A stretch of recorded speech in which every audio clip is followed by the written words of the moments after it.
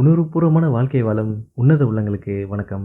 இந்த வீடியோல நம்ம பார்க்க போறது உலக சினிமாவில் சிறந்த திரைப்படமாக திகழப்படும் இயக்குனர் அப்பாஸ் கியாரோஸ்மி அவர்கள் இயக்கி 1990ல வெளிவந்த க்ளோஸ்அப் படத்திலிருந்து மனதினைகளை வைத்த உணர்வுபூர்வமான காட்சியை தான் இந்த வீடியோல பார்க்க போறோம். இந்த வீடியோல க்ளோஸ்அப் படத்தை பற்றியும் இந்த வீடியோட தொடர்ச்சியான அடுத்த வீடியோல மற்ற படங்களை வர சில உணர்வுபூர்வமான காட்சிகளை பற்றியும் பார்ப்போம். மனிதனுடைய உயர்ந்த குணத்திலும் செயலிலும் ஒன்றுதான் மன்னிப்பு கேட்பதும் மன்னிப்பு வழங்குவதும். இந்த உயர்ந்த பண்பினை நமக்குள் உணர்த்தும் கதாபாத்திரங்கள் பற்றின பதிவு தாங்க இந்த வீடியோ. இந்த படம் ஒரு ஈரானிய திரைப்படம். ஈரான் நாட்டில் நடந்த ஒரு உண்மை சம்பவம் தான் இந்த திரைப்படம். உண்மை சம்பவங்களை திரைப்படமாக எடுத்ததும் இல்லாமல் உண்மையாக நடந்த நிகழ்வுகளையும் உரையாடல்களையும் நிஜ வாழ்க்கையில ஒளிப்பதிவு பண்ண காட்சிகளை இந்த படத்தோட இணைச்சிருக்காரு இயக்குனர் அப்பாஸ் கியாரோஸ்மி. ஒசைன் சப்ஜியான் என்கிற ஒரு ஏழைக்கும் ஒரு பணக்கார குடும்பத்திற்கும் நிகழ்ந்த உண்மை சம்பவம் தான் இந்த திரைப்படம்.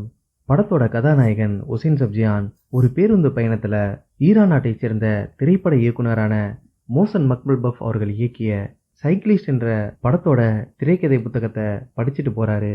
அதே பேருந்துல பயணம் செய்யற மஹ்ரூ கஹான்கா என்கிற பெண்மணி சப்ஜியான் உட்காந்துருக்க இருக்கையிலேயே பக்கத்துல வந்து உட்கார்றாங்க.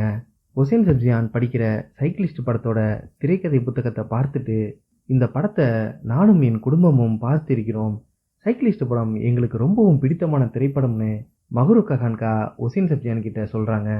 இந்த புத்தகத்தை எங்க வாங்குனீங்கன்னு அவர்கிட்ட கேட்குறாங்க. புத்தக கடையில தான் வாங்கினேன்னு சப்ஜியான் சொல்றாரு. அந்த கடையினுடைய முகவரியை சொல்ல முடியுமான்னு மஹ்ரூ கஹான்கா கேட்குறாங்க.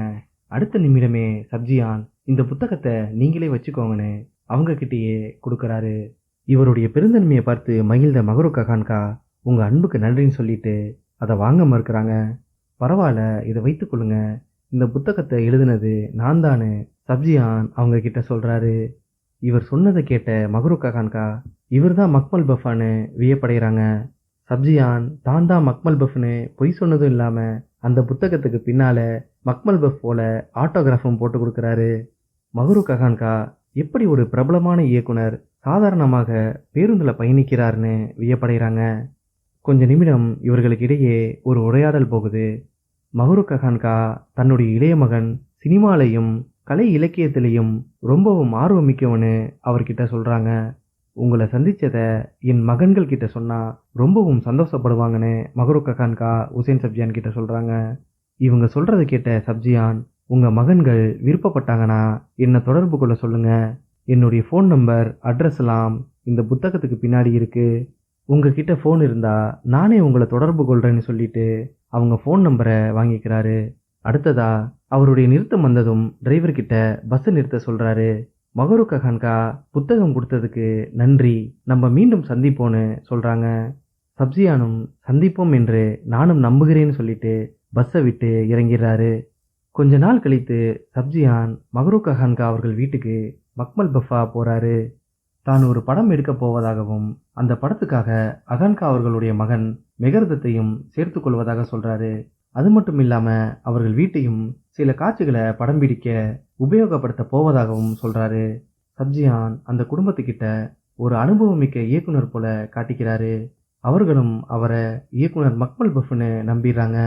அவர் எடுக்க போறதா சொல்ற படம் சம்பந்தமான கலந்துரையாடலுக்காக அடிக்கடி அவர்கள் வீட்டுக்கு போறாரு. அடிக்கடி அவர்கள் வீட்டில் உணவும் மருந்துறாரு. ஒரு நாள் செய்தித்தாளில் இயக்குனர் மக்மல்பஃபோட புகைப்படம் போட்டு ஒரு ஆர்டிக்கல் வெளியாகுது. அகான்கா அவர்களுடைய குடும்பத்தினர் அந்த ஆர்டிக்கலை செய்தித்தாளில் பார்க்குறாங்க. செய்தித்தாளில் இருக்கிற மக்மல்பஃபுடைய புகைப்படமும் சப்ஜியானுடைய முகமும் வித்தியாசமாக இருப்பதால அவர்களுக்கு அது குழப்பத்தை ஏற்படுத்துது. ஒரு நாள் சப்ஜியான் அவர் வீட்டுக்கு டாக்ஸியில் போவதற்காக அகான்கா மகன் மெகர்தத் கிட்ட பயணத்தோட கட்டணத்துக்கு அதிகமாக பணம் கேட்குறாரு. மெகர்தத்தும் அவர் கேட்ட பணத்தை கொடுத்துறாரு.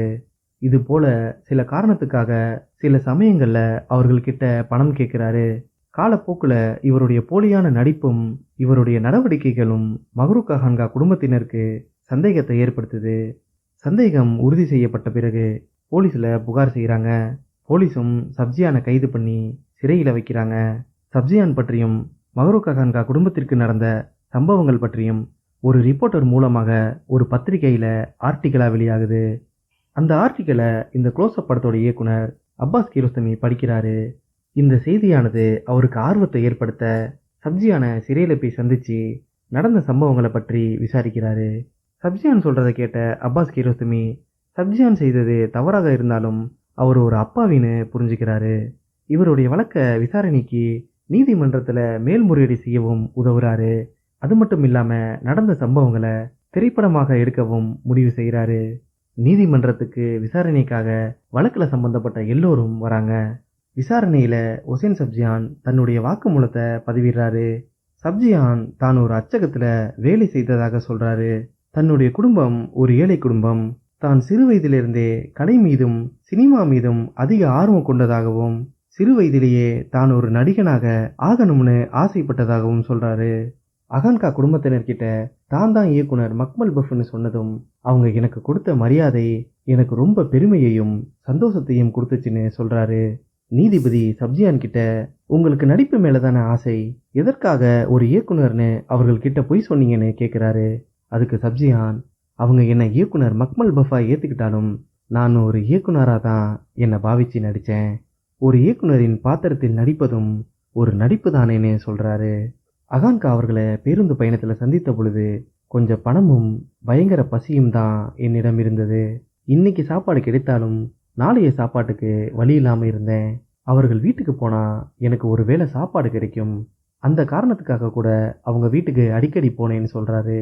ஒரு நாள் அவங்க வீட்டில் இருந்தப்ப செய்தித்தாளில் மக்மல் பஃபோட புகைப்படம் கொண்ட ஆர்டிகளை பற்றி என்கிட்ட கேட்ட பொழுதே அவங்க என் மேலே சந்தேகப்படுவதை நான் உணர்ந்தேன். ஆனால் அது அப்படி இருக்கக்கூடாதுன்னு என்னை நானே ஆறுதல் படுத்திக்கிட்டேன்.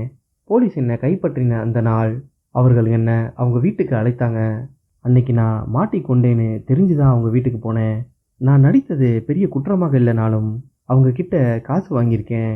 அதற்காக நான் தண்டனையை அனுபவிச்சு ஆகணும்னு என்னைக்கோ அதை நான் முடிவு பண்ணிட்டேன். இப்படிலாம் இருந்தும் நான் ஏன் மக்மல் பஃபா நடிச்சேனா, நான் அந்த பாத்திரமாக நடித்தது எனக்கு ரொம்ப சந்தோஷத்தையும் திருப்தியையும் கொடுத்துச்சு. அதனால தான் நான் அவர்கள்கிட்ட தொடர்ந்து நடிச்சுக்கிட்டு இருந்தேன். சைக்கிளிஸ்ட் படம் எனக்கு ரொம்பவும் பாதிப்பை ஏற்படுத்துச்சு. அந்த படத்தில் வர கதாபாத்திரம் என்னுடைய வாழ்க்கையே நானே பார்க்குற மாதிரி இருந்துச்சுன்னு சப்ஜியான் சொல்கிறாரு. சப்ஜியான் செய்த தவறுக்காக மனம் வருந்தி மன்னிப்பும் கேட்குறாரு. தான் செய்தது தவறு தான், அவங்கள நான் ஏமாத்தினதும் உண்மைதான். ஆனால் அவங்க கிட்ட இருந்து எதையும் திருடணும்னு எனக்கு எந்த எண்ணமும் கிடையாது. அவங்க உணர்வுகளோடு நான் விளையாடிட்டேன். செய்த தவறுக்காக எந்த தண்டனை கொடுத்தாலும் நான் ஏற்றுக்கொள்கிறேன். சிறையில் இருந்த நாட்கள் எனக்கு நல்ல பாடத்தை புகட்டியதுன்னு சப்ஜியான் தன் கருத்துக்களை பதிவிடுறாரு. சப்ஜியான் சொல்றதை கேட்ட அகான்கா குடும்பத்தினர் அவர் சூழ்நிலையை புரிஞ்சுக்கிறாங்க. சப்ஜியான் இந்த சமூகத்தால மன ரீதியா பாதிக்கப்பட்டிருக்காரு. சமூக சீர்கேடு மற்றும் வேலையின்மையும் தான் ஊழலுக்கு இட்டு செல்லும் காரணம். சப்ஜியான் விடுவிக்கப்பட்டு அவருக்கு சரியான வேலை கிடைத்தால் அவர் நேர்மையான வாழ்க்கையை வாழ்வார் என்று நம்புகிறேன்னு அகான்கா அவர்களுடைய மகன் மெகரதத் சொல்றாரு. அது மட்டும் இல்லாம அகான்கா குடும்பத்தினர் அவர் மேல கொடுத்த புகாரையும் வாபஸ் பெற்றுக் கொள்கிறாங்க.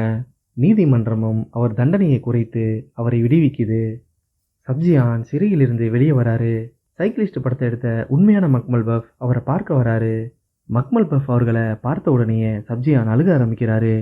சப்ஜியானை ஆறுதல் படுத்திட்டு இப்ப எங்க போகணும்னு மக்மல் பஃப் கேட்கிறாரு.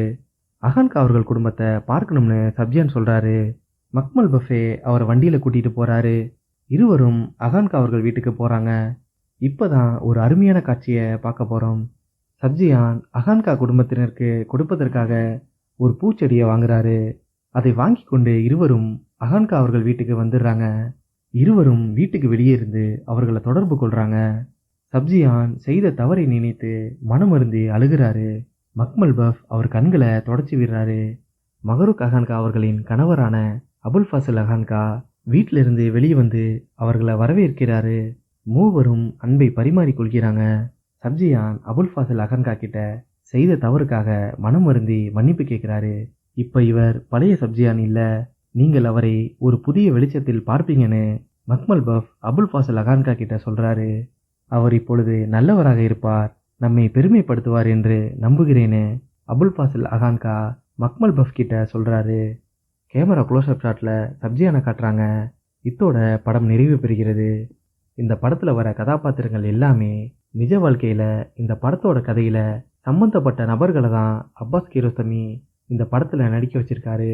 சப்ஜியானை கைது செய்ய வர போலீஸ் கூட நிஜ வாழ்க்கையில கைது செய்ய வந்த அதே நபர் தான் என்பது குறிப்பிடத்தக்கது.